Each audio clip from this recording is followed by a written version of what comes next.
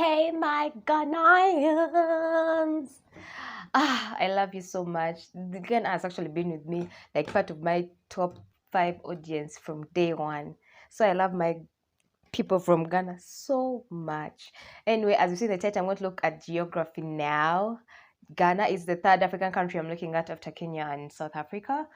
But yeah, I'm not even going to waste your time. It's time to learn geography now. So if you're new here, don't forget to like, comment, share, and subscribe. Yeah. Hey Barbs, I'm thinking about going to Africa. Where do you think I should go? Oh, I think you're Ghana, like my answer. Oh, you're doing the Kenyan thing again, Ghana. Oh. Oh, Last 3 days there. Go to Ghana. it's time to learn geography Now! Hey everybody, I'm your host Barbie. Ghana is kind of like Africa for beginners. People usually come here to test out their sub-Saharan excursion skills before taking off the training wheels and venturing deep into the interior savannas and jungles. So if that's you, your first assignment is to report to Accra and Kumasi at 0700 hours. Accra. Move out, soldier!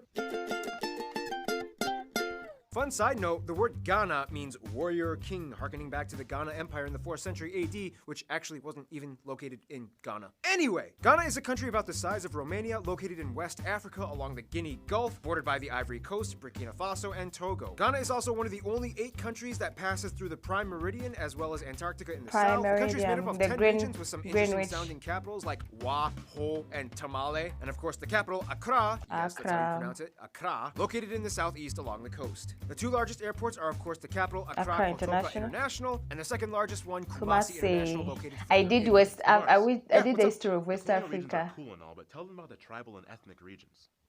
You know what, Noah? I think I'll give you this one because you're the guy with the better voice. Don't mind if I do. The north is primarily inhabited Don't by the mind Malay if I Dagbani do. peoples. The north central area has the Guan group. The southeast, including the capital Accra, is dominated by the Awe. I'm sorry, I'm still thinking of that thing of pushing him, like, don't mind if I do. Inland. Hey Barbs, Yeah, what's up? the colonial regions are cool Oh, and all, but tell them God. about the tribal and ethnic regions. You know what, Noah? I think I'll give you this one because you're the guy with the better voice. Don't mind if I Mind do. The north is primarily inhabited by the Malay Dagbani peoples. Okay. The north central area Dagbani. has the Guan group. The southeast, including the capital Accra, is dominated by the Awe and Ga Adangbe people. Then you get this huge chunk of the west, center, and south areas where you can find the famous Akan. Akan and Ashanti peoples. Sometimes this Ashanti. area is collectively referred to as Ashantiland.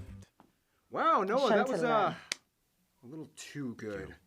I don't want the audience liking you more than me. Get out. Now, Ghana is a constitutional republic, but nonetheless still kind of technically has a king, or disputably regional kings that act more like cultural figureheads rather than governmentally sanctioned legislators. However, these kings still do hold high positions of influence in society. Nonetheless, the most notable and powerful of all these kings would probably be the monarch Asantehene Nana Otumfuo Osei Tutu II, who rules over Asantehene. Ashantiland. He lives in the Ashanti. Manshia Palace in the Ashanti capital, Kumasi. Otherwise, other notable landmarks in Ghana might include the Elmina Castle, the oldest European building in sub-Saharan Africa, built in 1482, as well as the Cape Coast Castle. Each one has a dark history, being used for importing slaves. Kwame Nkrumah Mausoleum, Kwame with the bronze Nkrumah. statue of Dr. Kwame Nkrumah, not to be confused with the vandalized statue of him during the coup d'etat years. Independence Arch, Usur Fort, the Kakum Canopy Walk. I want to try out that Timzum Kakum Shrine, Canopy and the Walk. Agbo Bloshi, the world's largest digital waste dump where criminals try to hack into confidential governmental computers. Oh, and the Kejetia Market, the largest in Africa, located in Kumasi and Ashanti. Kejetia. Ghana even has its own space center, the Ghana Science and Technology Center. And those are just the man-made landmarks. Let's see what Mother Nature brings to the table. Physical geography.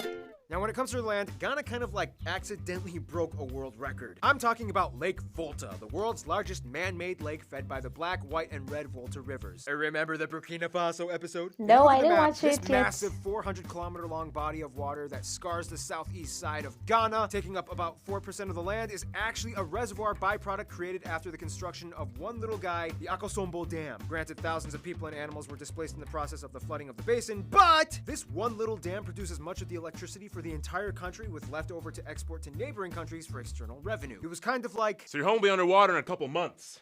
Get out! what? I guess it was worth it. Now, the country is divided into 4 geographic terrestrial plains. The coastal plain, the Shanti Kwahu, the Volta Basin, and the northern plains. Basically, the south is wetter and the north is drier, sometimes even subject to those harmattan winds. Oh. Remember the Burkina Faso episode? No, With a more sparsely I didn't populated watch area, it the north yet. is home to open savannas and the largest nature reserve, Mole National Park, where you can see animals like elephants, hippos, baboons, crocodiles, and the national animal, the golden eagle. Man, mole, tamale, all these Spanish words. I'm surprised the Spanish had nothing to do with Ghana. Or did they? No, they actually literally didn't. Like almost every European country, even Sweden, got in on it. You know, I think they're actually pretty okay. They had their whole side investment going on anyway, right? Ghana is also the second largest cocoa producer after the Ivory Coast. Cadbury, the company that makes those diabetically amazing Easter eggs, actually imports 90% of their cocoa from Ghana and is actually second in Africa in gold production after South Africa. Gold plays a huge role in Ghana. In fact, the British touted the area as the Gold Coast during colonial times due to the high amount of gold reserves found throughout the country, especially in Ashanti-land. This is why you shouldn't be surprised to find more gold material in Kumasi and the surrounding areas. Of course, agriculture-wise, typical African cash crops and staples like cassava, yams, cotton, rubber, sugar, and palm oil are produced along with kenaf, the jack-of-all-trades crop. You can use the fibers in rope, twine, crude cloth, paper, bags. You can even feed it to your animals and use it as their bedding. It's kind of like jute.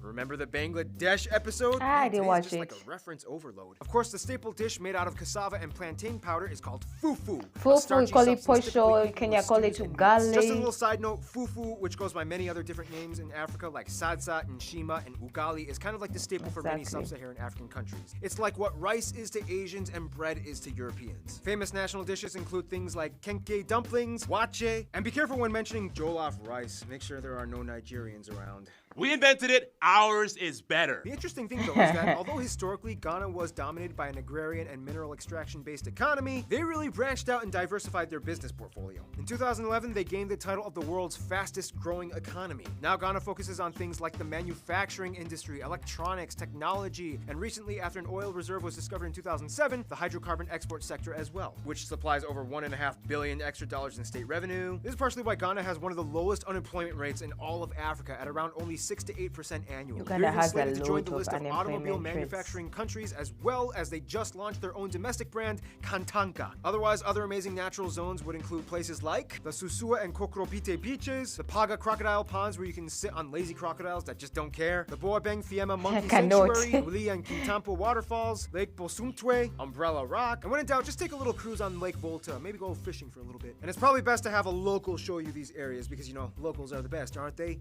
Here's some more on them. Demographics. Now, Ghana is not only like Africa's training wheels, but also like Africa's first main sub-Saharan contact to Europe. And yes, the Saharan and Sahel west coast areas like Senegal and the Gambia had already been discovered, but essentially it wasn't until the Portuguese explorer Fernão Gomes came in the 15th century and established the Elmina settlement, regarded as the first European settlement in sub-Saharan Africa. Ghana has always been kind of seen as like a beacon of democracy in Africa, in which this guy handed over power to John Kufuor, making it the first peaceful democratic transition since independence in 1957, which also made them the first colonial sub-Saharan African country to gain independence from a European power. I mean, technically Liberia gained independence in the 1840s, but it was a confusing US-aided resettlement program and not so much a colony, but make of it what you will. First of all, Ghana has about 27 million people and usually scores in the top most democratic, transparent, stable, and safe nations in all of Africa. The country is made up of over 70 different tribes and over 200 different dialects. However, most of them fall under 5 main ethnic groups, the majority belonging to the Ashanti or Akan, making up about half of the population, the Dagbani and Mole at around 17%, Ewe at around 14%, and the remaining groups belonging to other peoples like the Ga Adangbe, Gurma, Guan, and Bassa, while the remaining 2-ish% are made up of non-Africans and whites. Also, they use the type G and D plug outlets, they drive on the right side of the road, and they use the Cedi, which is their currency, which also translates to cowrie shell, since those were used as currency at one point in time. Ghana is also very religious. The majority of the population, about 3/4, is Christian, mostly Protestant and Pentecostal. About 15% are Muslim, and the rest adhere to traditional beliefs and faiths. Now, each of the main people groups has a very distinct culture that contrasts with the others, along with mutually unintelligible languages. Nonetheless, English is still used for cross-communication by the majority of the population, as it was a former British colony. The most widely spoken native language, though, would have to be Twi, or various dialects of Twi, spoken by the Akan and Ashanti peoples. Some will say that it's also mutually intelligible with Fante and Brong, and it's kind of just like a dialect thing, like English from America and English from Scotland. You know, there's a lot of different types of Scottish. No, I'm not even gonna try. I'm not even gonna finish. Ga is spoken in the southeast and is said to have originated from Nigeria, whereas Ewe is a language more prevalent and indigenous to Togo, and Dagbani and Mole is spoken in the north and are more closely related to the Mosi language. Remember the Burkina Faso episode? Okay, we get get it. Just click on the Oh. annotation and rewatch the Burkina Faso episode. Hey, it was a good episode, okay? I had fun making it. I mean, African cowboys, come on. Ghanaian culture, though, is a lot more than just Ashanti. Ewe peoples in the East, for example, are known for being amazing cross-rhythm drummers and performers of dances, and also the originators of voodoo. The North Dagomba areas Voodoo, have is more that like Islamic-influenced witchcraft? culture, and they had their own king, Yakubu Yakubu II, who was killed in Yakubu is like a 2002, local and since word then, say the line of Jacob. succession has been kind of Jacob. disputed and is yet to be installed. I mean, he did kind of Like have in like Uganda, over though, 30 I don't wives know. and like over 100 children. The Ga Adangbe peoples are actually found mostly in the capital, Accra, as well as other areas in the southeast. Both men and women are known for being really good boxers. They are also known for making the famous Ghanaian fantasy coffins, a tradition that started in the 1950s in which skilled carpenters will custom make a coffin that are designed to capture the essence of the deceased person's identity. Then of A course we snake. reach the Ashanti. Now there is too much about these people to summarize in a few sentences, but in the simplest way I can put it, the Ashanti have always played probably the most culturally dominating role in the history and development of Ghana. Supposedly, they believe they are descended from the ancient Abyssinians that were pushed south from the Egyptians and played a huge role in the Atlantic slave trade as well as the furious rebellions against the British. I mean, they did kind of have to fight like 4 wars over the course of 70 years to finally give in. Today known for their gold-rich people, beautiful kente cloth with elaborately designed patterns, and of course, Like, a royal I love the family. Otherwise, a kente few cloth. customs Ghanaians from all people groups follow include things like Never using your left hand to offer a gift, point, or shake someone's hand, as the left hand is considered to be the dirty hand. Many children are named after the day of the week they were born on, per gender. For example, a boy born on Saturday might have the title Kwame, and a girl on Saturday might have Ama.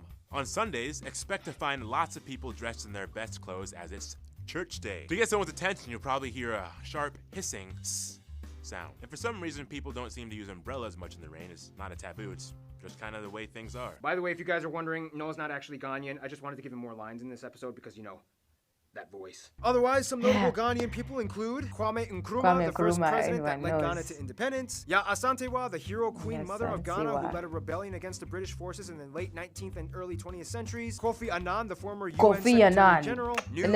Kofi soccer Annan. players. Of course, Yay. British actor Idris Elba, Idris whose mother was Elba. Ghanaian, which is good enough. He had Ghanaian blood. Ghana gets the credit. Well, now Ghana may be pretty stable and prosperous, but of course they couldn't have done it alone. Who does Ghana like to hate? Friend zone. Friend zone.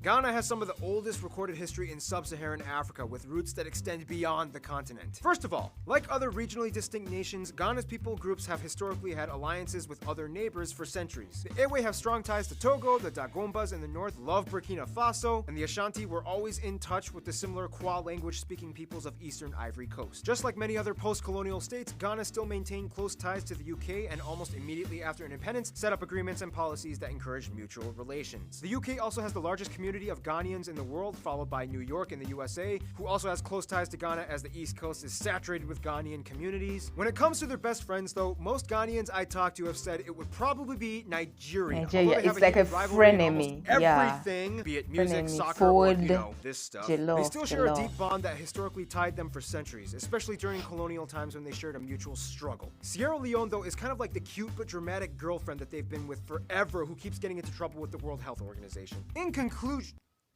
you know what? Noah, we need that voice again. I'll let you take the conclusion. Sure thing. In conclusion, Ghana is like one of the few sub-Saharan African countries that transitioned beautifully out of its dark ages, maintained its regional cultures, and stabilized its economy, always keeping a tincture of royal African charm. Stay tuned. Greece is... Greece is coming up! Greece is coming up! It's still my show! Love me! Love me! Kofi Annan. Kofi Annan. Kofi Annan. Kofi. Anyway, I enjoyed watching the Ghana episode, even though it was short compared to most of the ones I've watched before. But yeah, if there's any other video I can watch about Ghana, I'm open to it. You can recommend anything in the comment section. Anyway, thank you very much for watching. I'm your girl Rose Basemera. Don't forget to like, comment, share, and subscribe. Bye.